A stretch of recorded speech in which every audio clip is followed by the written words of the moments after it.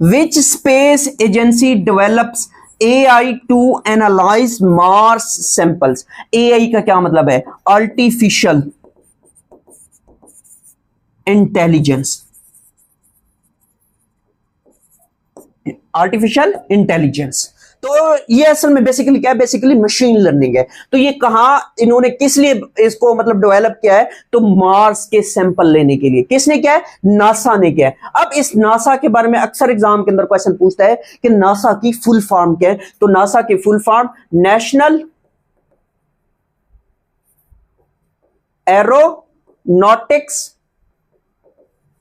Space administration.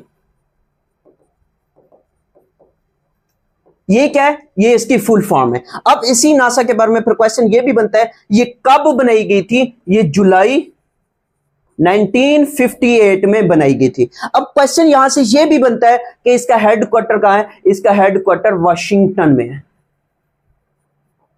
तो ये सारे मोस्ट इंपॉर्टेंट क्वेश्चंस है। अब अगर हम थोड़ी सी बात करें मार्स की, तो मार्स के बारे में क्या क्वेश्चन बनता है? मार्स को रेड प्लेनेट भी कहते हैं। क्यों रेड प्लेनेट कहते हैं? इस वजह से कि मार्स के ऊपर जो सैंड है, जो रेत है, वो किस कलर की है? वो रेड कलर की है। इसी वजह से इसको क्या कहा जाता है?